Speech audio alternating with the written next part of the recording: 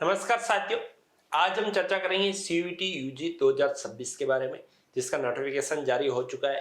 आवेदन form start हो चुके हैं और 30 जनवरी अंतिम तिथि है।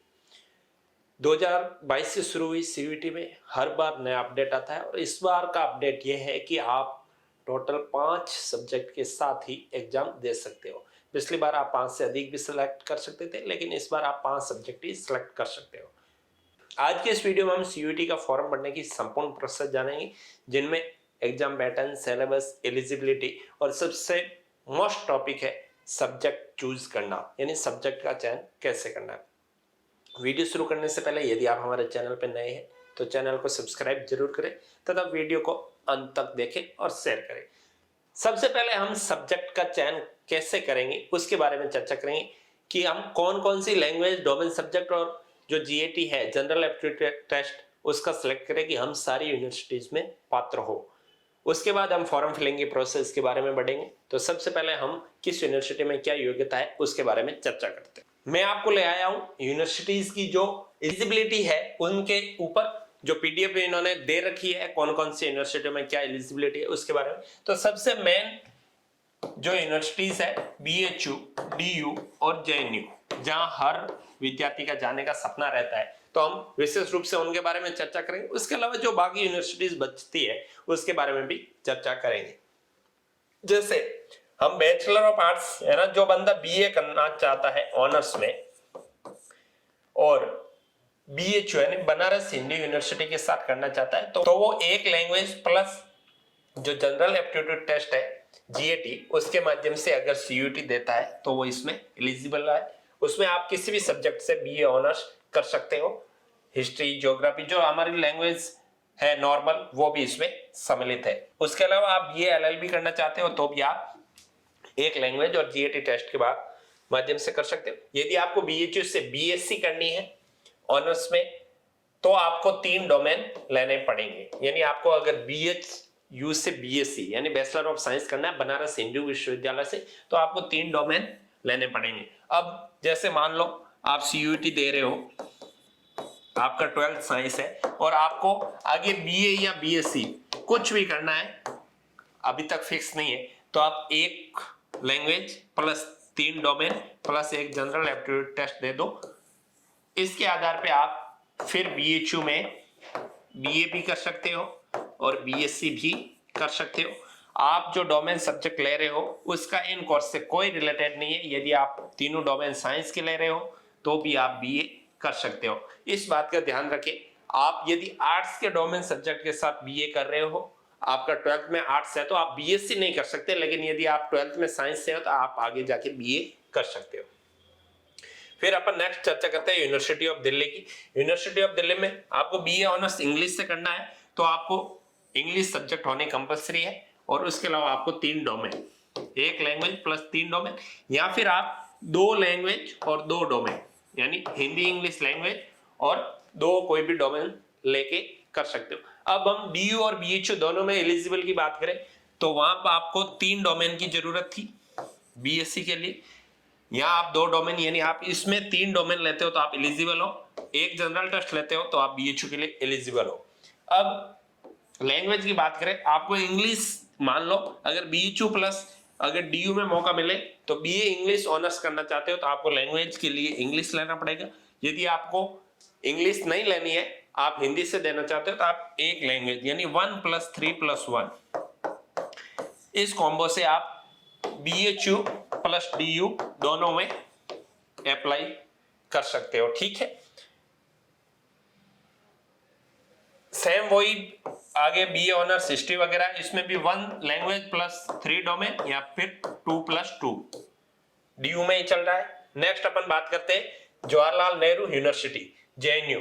जेएनयू की बात करें तो यहां पर आपको इंग्लिश कंपलसरी है और प्लस जनरल टेस्ट कंपलसरी है किसी भी कोर्स के लिए। अब हम तीनों की एक मिक्स बात करें कि कौन कौन से सब्जेक्ट अपन सेलेक्ट करें कि हम तीनों में अप्लाई कर सकते हैं। तो आपको इंग्लिश कंपलसरी है, आप जैसे ही इंग्लिश करते हो एक लैंग्वेज हो गया, प्लस आपका जो जीएटी है वो भी कंपलसरी है। तो ये तो 2 कंपलसरी हो गई है बीएचयू और जेएनयू के लिए। अब आप बीएचयू से बीएससी करना चाहते हो तो आपको 3 डोमेन चाहिए। आप DU में जाना चाहते हो तो आप 2 डोमेन के साथ भी कर सकते हो। तो 1+3+1 या फिर 1+2+1 यह दोनों कॉम्बो JNU, DU और BHU में BA आर्ट्स BA कर सकते हो, ना कि BSc। हाँ 1+3+1 है, इस कॉम्बो से आप BSc भी BHU में अप्लाई कर सकते हो, लेकिन इसमें जो आपकी एक लैंग्वेज सब्जेक्ट है वो इंग्लिश रहेगी। यदि आप JNU के लिए अप्लाई करते हो तो आपको इंग्लिश रखना पड़ेगा, ठीक है। अपन फिर नेक्स्ट चर्चा करते हैं सरदार पटेल यूनिवर्सिटी जो जोधपुर में है उसके लिए। तो आपको जनरल एप्टीट्यूड टेस्ट यानी वही कॉम्बो आपका काम कर जाएगा इस यूनिवर्सिटी में।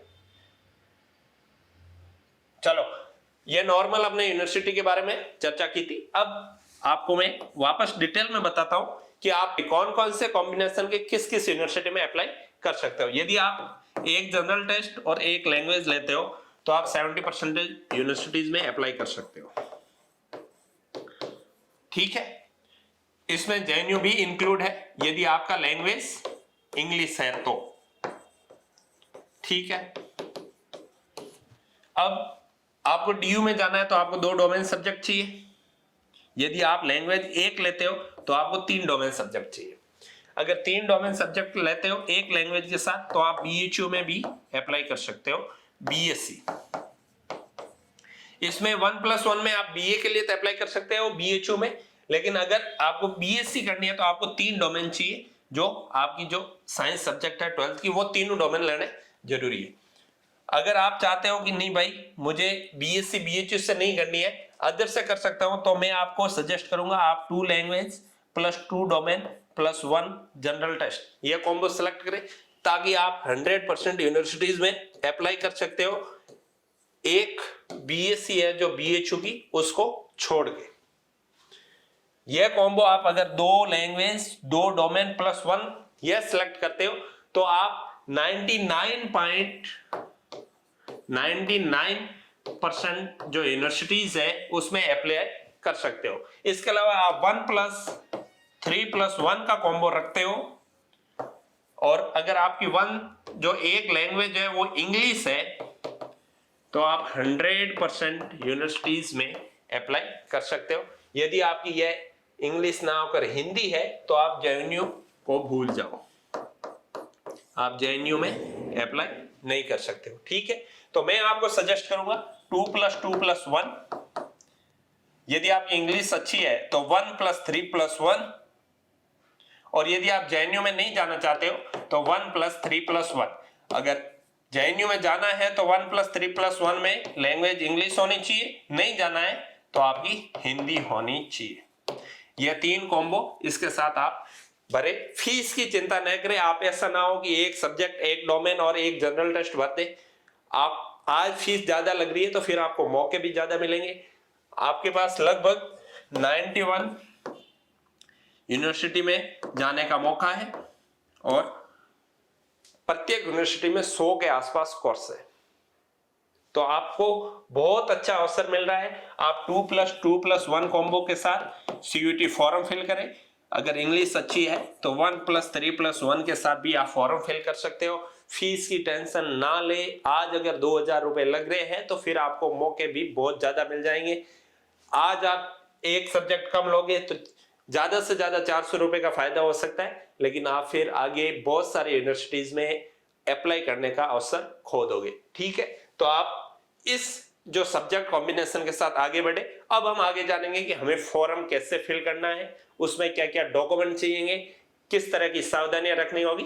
तो चलिए फॉर्म शुरू करते हैं। तो सबसे पहले आपको गूगल पे CUETNTA.nic.in यह वेबसाइट है। आपको CUET 2026 लिख के सर्च करना है गूगल पे, जो पहली वेबसाइट आएगी उस पर क्लिक करना है। तो ये जो मेन NTA की वेबसाइट है वो आपके पास ओपन हो जाएगी। यहाँ पर registration for CUET 2026 is live आ रहा है, आप उस पर भी क्लिक कर सकते हो, या फिर नीचे स्क्रॉल करते हो तो आपको रजिस्ट्रेशन फॉर CUET 2026 इस पे क्लिक करना है। फिर हम इस पे जैसे क्लिक करते हैं तो यहाँ से इंफॉर्मेशन बुलेटिन डाउनलोड हो जाएगा। जो हिंदी और इंग्लिश दोनों में है। यहां से आप देख सकते हैं न्यू रजिस्ट्रेशन और लॉगिन। सबसे पहले हमें न्यू रजिस्ट्रेशन करना होगा, इस पे क्लिक करते हैं तो यहाँ पर जो ऑनलाइन आवेदन पत्र जमा करने के जो दिशा निर्देश है वो शॉर्ट फॉर्म में दे रखे हैं और जो पूरा विवरण है वो इसमें दे रखा है। जैसे यह जनरल कैटेगरी है तो आपका 1000 रुपए फीस 3 सब्जेक्ट के लिए रहेगा और उसके अलावा जो भी आप एडिशनल सब्जेक्ट सेलेक्ट करोगे तो प्रति सब्जेक्ट आपको 400 रुपए एक्स्ट्रा देने होंगे। उसके बाद ओबीसी का 900 रुपए 3 सब्जेक्ट, SC ST 800 रुपए और आउटसाइड इंडिया का है उनको 4500 रुपए 3 सब्जेक्ट के लिए और फिर ईच सब्जेक्ट 1800 रुपए उन्हें एक्स्ट्रा देने होंगे। नेक्स्ट हम स्क्रॉल करते हैं, यहाँ पर जो भी दिशा निर्देश है वो दे रखे हैं। जैसे ऑनलाइन आवेदन पत्र के लिए पंजीकरण करें और प्राप्त आवेदन संख्या नोट करें, अभ्यर्थी की फोटो, हस्ताक्षर, पहचान प्रमाण और दिव्यांगजन प्रमाण पत्र की स्कैन सेवा अपलोड होगी। तो आपको पास में फिजिकल रूप से आपको एक तो अपना फोटो रखना है, साइन, आप जिस कैटेगरी से हो, EWS, OBC या SC ST, इन कैटेगरी से आप हो तो आपको इसका प्रमाण पत्र पास में रखना होगा और यदि आप दिव्यांगजन में कैटेगरी से हो तो आपको दिव्यांग सर्टिफिकेट भी साथ में रखना होगा। उसके अलावा आपका लाइव फोटो होगा तो कैंडिडेट खुद को साथ में चाहिए।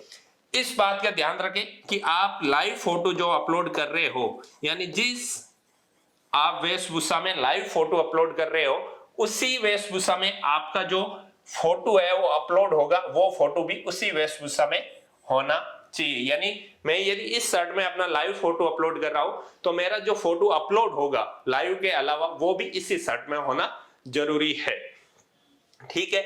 उसके अलावा आपकी आधार में 10th के अनुसार जो नाम है वो होना चाहिए, खुद का नाम, date of birth, father name और जेंडर, क्योंकि आधार का डाटा लिया जाएगा, ठीक है। फिर जैसे स्क्रॉल करते हैं हम आगे बढ़ते हैं तो जो पासवर्ड की पॉलिसी है उस हिसाब से फिर आपको अंडरटेकिंग करते हुए क्लिक हर टू प्रोसीड करना है। अंडरटेकिंग करके मैंने जैसे नेक्स्ट किया तो यहाँ पर सारी डिटेल फिल करने का ऑप्शन आ गया। यहाँ मैं खुद का नाम, father name, mother name, date of birth और लिंक, सेम जो डाटा यहाँ फिल किया वो आपको यहाँ भरना है। कोई भी गड़बड़ हुई तो ये नेक्स्ट नहीं बढ़ेगा, इसलिए जो भी चीजें हैं जो यहाँ आप फिल कर रहे हो 10th की मार्कशीट के अनुसार वो ही आपको यहाँ फिल करनी है। मैंने ये फिल किया, सेम डाटा ऊपर और नीचे। फिर हम नेक्स्ट चले एड्रेस पे, यहाँ अपना एड्रेस लिखना है, जिला, पिन कोड और उसके बाद आपको अपना ईमेल एड्रेस कंफर्म करना, वापस मोबाइल नंबर लिखना है। ये आपका एड्रेस परमानेंट एड्रेस से सेम है तो आपको अंडरटेकिंग यस कर देना है। जैसे मैं अंडरटेकिंग यस करूंगा तो नीचे वापस एड्रेस नहीं मांगेगा। फिर यहाँ पर आपको पासवर्ड सेट करना है और फिर एक सिक्योरिटी क्वेश्चन सेट करना है। जैसे सिक्योरिटी क्वेश्चन में इनमें से कोई भी आप एक क्वेश्चन सेलेक्ट करके उसका आंसर कर देते हो। जैसे कभी आप पासवर्ड भूल जाओ तो इसके बदौलत आप उसे रीसेट कर सकते हो। फिर कैप्चा लगा के सबमिट कर देना है। सबमिट करने के बाद रिव्यू पेज आएगा, इस पे आपको क्लोज करना है और फिर सारा डाटा आपको वापस से चेक करने का ऑप्शन आएगा, आप चेक कर देंगे। चेक करने के बाद आपको पूरा डाटा कि मेरा सही है, आपको अंडरटेकिंग टिक करते हुए आई एग्री करके सबमिट एंड सेंड ओटीपी पे क्लिक करना है। ओटीपी पे क्लिक करते ही ये यस आएगा। यस करने के बाद आपके मोबाइल नंबर पे ओटीपी जाएगा, वो आपको ओटीपी यहाँ डालना है। ओटीपी डालने के बाद आपका रजिस्ट्रेशन हो गया, आपका रजिस्ट्रेशन नंबर आ गया। एक बार रजिस्ट्रेशन होने के बाद सेम डाटा से, सेम नेम, फादर नेम से आप दोबारा रजिस्ट्रेशन नहीं कर सकते, इसलिए आपको यहाँ से अपने एप्लीकेशन नंबर लिख लेने हैं और जो पासवर्ड आपने लास्ट जो रिव्यू में सेट किए थे रजिस्ट्रेशन के समय वो पासवर्ड भी याद रखने हैं। फिर मैंने एप्लीकेशन फॉर्म यहां से कंप्लीट एप्लीकेशन फॉर्म पे क्लिक किया, नेक्स्ट किया तो मुझे ये डाटा अभी फिल करने होंगे। तो वैसे सबसे पहले पर्सनल डिटेल्स पे क्लिक करना है। पर्सनल डिटेल्स में काफी डिटेल आपकी रजिस्ट्रेशन से आ जाएगी। फिर आपका राष्ट्रीयता, राज्य का निवास, श्रेणी, ये सारी चीजें भरनी है। जैसे मैं श्रेणी की बात करूं तो मैं नाम यहां से आप एक बार चेंज भी कर सकते हो। जैसे आपका गलत हो गया रजिस्ट्रेशन में तो आप यहां से अपडेट कर सकते हो। यहाँ श्रेणी में ओबीसी, ईडब्ल्यूएस, एससी, एसटी और जनरल। जैसे मैं ईडब्ल्यूएस श्रेणी करता हूं तो यहाँ क्या आपके पास किसी अधिकृत सरकारी कार्यालय द्वारा जारी किया गया सर्टिफिकेट है? यस, नो की जगह I have applied but awaiting the certificate. इसका मतलब आपको सर्टिफिकेट या तो बना हुआ चाहिए या फिर आपको टोकन नंबर डालने हैं। लेकिन इस बात का ध्यान रखें कि आपके पास अभी सर्टिफिकेट है ही नहीं और आप गलत टोकन नंबर डाल रहे हो और आगे देख लेंगे तो वो चीजें नहीं होगी। तो आप इस चीजों को ध्यान रखें, क्योंकि जब आप काउंसलिंग करवाओगे किसी भी यूनिवर्सिटी की तो यह डाटा एडिटेबल नहीं होगा। इसलिए या तो आप अप्लाई कर दे, उसके टोकन नंबर डालें, या फिर आपके पास बना हुआ है तो उसका सर्टिफिकेट नंबर डालें। फिर मैंने वो डालते हुए यस करा, आईडी क्रम नो किया तो रसीद संख्या, ये चीजें आपसे मांगी जाएगी। फिर सारी डिटेल में भरते हुए आगे बढ़ूंगा। प्राधिकरण का नाम एसडीएम जो कैटेगरी सर्टिफिकेट है वो जारी करता है। क्या आप मधुमेह से ग्रसित है? नो। निवास की जगह आपको प्लेस ऑफ रेजिडेंस, वार्षिक पारिवारिक आय आपको यहां लिखनी है। अल्पसंख्यक यस या नो, जो आप जिसके लिए एलिजिबल हो यस या नो करते हुए आपको आगे बढ़ना है। फिर आपको कैप्चा लगाते हुए सेव एंड नेक्स्ट पे कर देना है। जैसे मैं नेक्स्ट करता हूं तो नेक्स्ट आता है डिसेबिलिटी डिटेल्स। यहां आपको यस या नो करना है। यदि आप डिसेबिलिटी हो तो नो, सॉरी नहीं हो तो नो करते हुए कैप्चा लगाते हुए आगे बढ़ जाना। यदि आप डिसेबिलिटी से हो तो यस करोगे। कैंडिडेट का नाम, जन्म तिथि, लिंग और जो यूडीआईडी का प्रमाण पत्र है यदि है आपके पास यूडीआईडी का तो आप यस यूडीआईडी पे करेंगे। डिसेबिलिटी का है तो डिसेबिलिटी पे सिलेक्ट करेंगे। जैसे मैंने यूडीआईडी पे किया तो यूडीआईडी प्रमाण संख्या और प्रमाण पत्र संख्या पुष्टि मतलब कंफर्मेशन दोनों आपको भर के कैप्चा डाल के सबमिट करना है। और यदि आपके पास डिसेबिलिटी सर्टिफिकेट है तो आपको उसका प्रमाण पत्र पुष्टि करना है, किसने जारी किया। उसके अलावा क्या आप पीडब्ल्यूडी उम्मीदवार है जिनके पास सरकार के मेडिकल बोर्ड द्वारा जारी वैध और जीवित विकलांगता प्रमाण पत्र, यानी आपको डॉक्टर्स द्वारा 40% या उससे ऊपर का विकलांग प्रमाण पत्र देना होगा।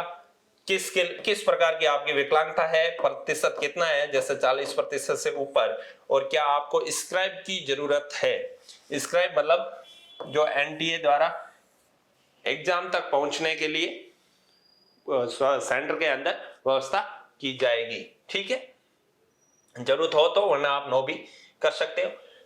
यहां जैसे मैंने नो करते हुए सबमिट कर दिया, यस आएगा, नेक्स्ट सबमिट हुआ। फिर आपको यहाँ पर नेक्स्ट ऑप्शन आ जाएगा आइडेंटिटी टाइप, आपको पहचान चुनना है आपकी आइडेंटिटी। उसमें आपके पास आधार का ऑप्शन आएगा, DigiLocker, Indian passport, non Indian passport, PAN card, driving licence, ration card, voter ID और any other valid current central and state government issued photo ID card का ऑप्शन मिलेगा। इसमें से कोई भी आप सिलेक्ट करते हो आगे बढ़ोगे। जैसे मैंने आधार कार्ड सिलेक्ट किया, आधार सिलेक्ट करते ही यहाँ मेरा नाम, सॉरी आवेदन संख्या और नाम आ गया।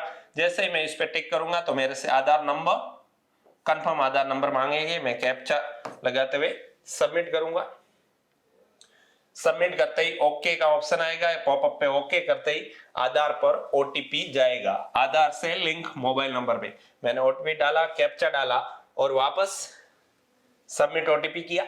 तो नेक्स्ट डिजी लॉकर के थ्रू मेरे आधार की पूरी डिटेल्स यहाँ आ जाएगी। मेरा फोटो, आधार नंबर, मेरा नाम, डेट ऑफ बर्थ, जेंडर और एड्रेस। ठीक है, यह डिटेल आपकी 10th की मार्कशीट से अगर मैच हो रही है तो ही आगे बढ़ेगा। अगर मैच नहीं हो रही है तो आप दूसरे किसी भी आईडी कार्ड का सहारा ले सकते हो, आप गलत डिटेल फिल नहीं करें। फिर अपार आईडी का पूछा कि आपके पास अपार आईडी है, मैंने यस किया, यस करके सबमिट किया तो अपार आईडी लिखने का ऑप्शन आ गया और सबमिट एंड नेक्स्ट कर दिया। अगर अपार आईडी नहीं है तो आप नो करके भी सबमिट कर सकते हो। अब यहाँ क्या चीज रही कि जैसे मैंने अपार आईडी डाली तो मेरा जो अभी यहाँ पर नाम डाल रखा है वो हमने नॉर्मली नाम डाला है सिर्फ फॉर्म फिलिंग प्रोसेस के लिए। जो अपार आईडी से मैच नहीं हो रहा था इसलिए APAAR authentication failed, please check your APAAR ID name, date of birth and gender. यानी आपकी अपार आईडी आधार से लिंक्ड होगी और आधार में वही डिटेल होनी चाहिए वो जो फॉर्म में फिल कर रहे हो, यानी 10th मार्कशीट। कुल मिला के आपकी 10th मार्कशीट और आधार में सारी डिटेल एक जैसी होनी चाहिए। फिर मैंने नो करते हुए अपार आईडी का नो करके आगे सबमिट कर दिया, तो ये सबमिट हो गया। अब सबसे main subject select for exam, परीक्षा के लिए चयन करें सीयूईटी यूजी और टेस्ट पेपर। इस बार टेस्ट पेपर में पिछली बार आप मैक्सिमम 6 सब्जेक्ट सिलेक्ट कर सकते थे, जो इस बार 5 ही है। अब बहुत सारों के समस्या आएगी कि सर कौन सी सब्जेक्ट सिलेक्ट करें और कौन सी ना करें। हमारा एडवाइस ये है कि आप 2 सब्जेक्ट लैंग्वेज यूज करें, हिंदी और इंग्लिश।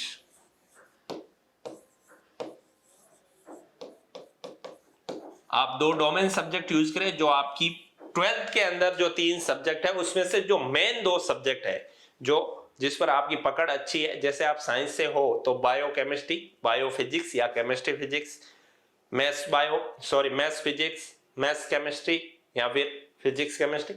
यदि आप आर्ट्स से हो तो history geography, history politicals, geography politics, sociology politics, कोई भी वो 2 सब्जेक्ट। और एक सब्जेक्ट आपको जो जीएटी जनरल एप्टीट्यूड टेस्ट वो सिलेक्ट करना, हम आपको इसके लिए सजेस्ट करेंगे। अब जैसे किसी को सिर्फ दिल्ली यूनिवर्सिटी जाना है तो वो एक सब्जेक्ट प्लस 3 डोमेन सब्जेक्ट और जनरल टेस्ट ले सकता है। जेएनयू जाना है तो आपको एक इंग्लिश सब्जेक्ट लेना होगा। डीयू में डोमेन जरूरी है और एक लैंग्वेज जरूरी है। लैंग्वेज में हिंदी इंग्लिश कोई भी हो सकती। जेएनयू में आपको इंग्लिश लेनी कंपलसरी है। फिर आपको डोमेन सब्जेक्ट और जनरल टेस्ट वो आगे अलग अलग है सब्जेक्ट के लिए, वो मैं आपको आगे बताऊंगा। लेकिन हमारा सजेशन ये रहेगा कि आप 2 लैंग्वेज ले, 2 डोमेन सब्जेक्ट और एक जनरल टेस्ट, ठीक है। अब हम आगे चलते हैं। फिर मैं नेक्स्ट मेरे सेंटर सेलेक्ट करूंगा। उससे पहले डोमेन विषयों के लिए पेपर का माध्यम। डोमेन का क्यों पूछा गया कि आपकी लैंग्वेज जो है इंग्लिश है तो पेपर इंग्लिश में आएगा, हिंदी है तो पेपर इंग्लिश हिंदी में आएगा। बाकी डोमेन सब्जेक्ट के लिए आप यहां से अपना मीडियम सेलेक्ट कर सकते हो। मीडियम सेलेक्ट करने के बाद आप अपने सेंटर्स देख सकते हो। राजस्थान से है तो आपके राजस्थान में ही सेंटर आएंगे, बाहर नहीं आएंगे। आपके फादर का उनकी व्यवसाय क्या है और योग्यता क्या है, उसके अलावा माता के व्यवसाय और कहां तक पढ़े हुए वो सिलेक्ट करते हुए आपको कैप्चा भरते हुए आगे बढ़ना है। फिर आपको अपनी 10th की डिटेल भरनी है, उसके बाद 12th की डिटेल भरनी है। यदि आप एपेयरिंग हो तो आप यहाँ एपेयरिंग लिख दोगे और पास्ट हो तो पास्ट लिख दोगे। जैसे मैंने एपेयरिंग की 2026 आ गया तो वहां पर मुझे ये डिटेल पूछा जाएगा, यहाँ पर रिजल्ट का कुछ नहीं पूछा जाएगा। यह भरते हुए मैं नेक्स्ट करूंगा। नेक्स्ट में पूछा गया है कि आप जुड़वा है और दोनों सीयूईटी यूजी के लिए आवेदन कर रहे हैं। यदि आप नो करते हो तो आपको कैप्चा भरते हुए आगे बढ़ना है। यदि आपका कोई जुड़वा भाई बहन है तो आपको यस लिखना है और उनके 10th के रोल नंबर और उनके नाम आपको यहाँ फिल करते हुए आगे बढ़ना है। उसके बाद आपको इमरजेंसी कॉन्टैक्ट डिटेल्स लिखनी है, देश का code, mobile number, mail ID और कैप्चा। इस बात का ध्यान रखें कि जो डिटेल आपने पहले मेल आईडी और मोबाइल नंबर भरे हैं वो यहाँ नहीं लिए जाएंगे। यानी आपको 2 मेल आईडी और 2 मोबाइल नंबर पास में रखने जरूरी है। भरते हुए उन दोनों पे ओटीपी आएगा, मोबाइल पर, मेल पर, और वेरीफाई एंड नेक्स्ट करते हुए मैं सबमिट कर दूंगा। उसके बाद नेक्स्ट अपन क्लिक करते हैं तो फोटो अपलोड का, यहाँ आपको लाइव फोटो होगा तो आपके कंप्यूटर सेटअप पे वेबकैम होना कंपलसरी है। वेबकैम नहीं है तो आप मोबाइल में लॉगिन करके भी फोटो ले सकते हो। जैसे मैंने ओके पे क्लिक किया, अगर वेबकैम है तो आपको फोटो यहाँ दिखेगा, आप यहाँ से कैप्चर कर सकते हो। वेबकैम नहीं है तो आप मोबाइल से ये क्यूआर कोड स्कैन करें। स्कैन करते ही कैमरा ओपन होगा, आप वहां से लाइव फोटो क्लिक करके यहाँ से रिफ्रेश करोगे तो वो कैप्चर फोटो यहाँ आ जाएगा। अब इसमें किस बात का ध्यान रखना है कि लाइव फोटो सिर्फ एक बार कैप्चर होगा, सिर्फ 1 टाइम में लाइव फोटो कैप्चर करना है। आप अगर सही स्थिति में बैठे हो तो ही लाइव फोटो कैप्चर करें। यदि आप सही स्थिति में नहीं हो, आपके बाल सही नहीं है, मुंह सीधा नहीं है, 75% कैमरे में मुंह का भाग आना चाहिए, तो आप फोटो क्लिक करें। अगर इस स्थिति में नहीं हो तो आप पहले सही स्थिति में जाए फिर ही फोटो क्लिक करें। कैप्चर होने के बाद फोटो चेंज नहीं होगा। जैसे मैंने लाइव फोटो कैप्चर किया, मेरा ये लाइव फोटो आया, मैंने प्रोसीड किया। अब एक बात यह ध्यान रखना कि यहां मैं ब्लैक शर्ट में हूं, ठीक है। लाइव फोटो प्रोसीड करते फिर मेरे को पासपोर्ट आकार की फोटो और हस्ताक्षर अपलोड करने 10 से 200 के बी और 10 से 50 के बी जेपीजी या जेपीईजी। फिर मैंने यहाँ एक मेरा फोटो अपलोड किया जो व्हाइट शर्ट में था, ठीक है। फोटो की मैंने साइज सेट की, साइज सेट करते हुए अपलोड ओरिजिनल या फिर डन, जो भी क्रॉप कर रहे हो तो डन पे या फिर अपलोड ओरिजिनल क्लिक करना है। यहाँ हो गया। फिर मैं इस पे अपलोड पे क्लिक करूंगा तो यहाँ एक पॉपअप आया है, the uploaded photo does not match the captured photo, please upload the correct photo again to proceed further. यानी जो मैंने फोटो अपलोड किया था वो और लाइव फोटो मैच नहीं हो रहे, यानी अलग अलग है। तो आपको क्या करना है कि जो आपने लाइव फोटो जिस ड्रेस में किया है उसी ड्रेस में आप अपना पासपोर्ट साइज फोटो खिंचवाए और वो फोटो वापस अपलोड करें। फिर मैंने वही ब्लैक शर्ट में फोटो अपलोड करके अपलोड किया तो फोटो मेरा सक्सेसफुली अपलोड हो गया। फोटो अपलोड करने के बाद उसी तरह मैंने मेरा साइन अपलोड किया और साइन भी अपलोड हो गया। कैप्चा डालते हुए 7 नेक्स्ट पे क्लिक किया, 7 नेक्स्ट यस, और फिर मेरे पास वापस वही फाइनल सबमिट से पहले प्रीव्यू रिव्यू का ऑप्शन आ गया। मैं मेरा सारा डाटा वापस से देख लूंगा, रिव्यू करूंगा। अगर मेरा सारा डाटा सब्जेक्ट यहाँ मैं जैसे 2+2+1 का मैंने कॉम्बिनेशन लिया और सेंडर वगैरह सब सही है, लाइव फोटो, अपलोडेड फोटो और हस्ताक्षर सारे सही है, तो मुझे इन सब पे टिक करते हुए आई एग्री फाइनल सबमिट पे कर देना है। अब मेरे पास फोटो और साइन दो ही अपलोड का ऑप्शन आया क्योंकि मैंने जनरल कैटेगरी से फॉर्म भरा था, पीडब्ल्यूडी नो था। आप पीडब्ल्यूडी यस करते हो यानी दिव्यांगता, तो आपको वो सर्टिफिकेट भी अपलोड करना होगा, इसलिए वो सर्टिफिकेट भी साथ में लेके आए। फिर मैंने सारा अंडरटेकिंग करते हुए फाइनल सबमिट किया, यस। यहां से मेरा फॉर्म सबमिट हो गया। यहां से आप अभी तक एडिट कर सकते हो। आपको यहां से अपना ईमेल आईडी वेरीफाई करना है। मैं ईमेल आईडी पे क्लिक करता हूं, ईमेल आईडी कैप्चा और submit and gate OTP. OTP जाएगा मेल आईडी पे, कैप्चा मैच, ओटीपी गया, ओटीपी हमने यहाँ डाला और वेरीफाई कर दिया तो ईमेल आईडी वेरीफाई हो गई। फिर मुझे 1650 रुपये फिल करने का ऑप्शन आया। मैंने 1650 रुपये फिल किए। अब किसके लिए क्या है फीस, हमने पहले भी चर्चा की थी, 1000 + 400 प्रत्येक सब्जेक्ट, 900 + 375 प्रत्येक सब्जेक्ट, 800 + 350, 4500 + 1800 रुपये। तो जो मेरी फीस है वो यस करते हुए प्रोसीड फॉर पेमेंट करूंगा। किसके माध्यम से पेमेंट कर रहे हो, प्रोसीड। यहाँ आप यूपीआई का भी ऑप्शन है, क्यूआर कोड का भी ऑप्शन है, नेट बैंकिंग, डेबिट कार्ड, सारे ऑप्शन से आप पेमेंट कर दोगे। नेक्स्ट करते हुए क्यूआर कोड कंफर्म, और ये क्यूआर कोड स्कैन करके अपन पेमेंट कर सकते हैं। ये फॉर्म फिलिंग प्रोसेस था। सब्जेक्ट कैसे सिलेक्ट करनी, ये सारी चीजें मैंने आपको बताई। वीडियो लंबा जरूर है लेकिन सारी चीजें डिटेल्स के साथ बताई गई है। वीडियो अच्छा लगा हो तो लाइक एंड शेयर जरूर करें। एक बार फिर से आपका बहुत बहुत धन्यवाद।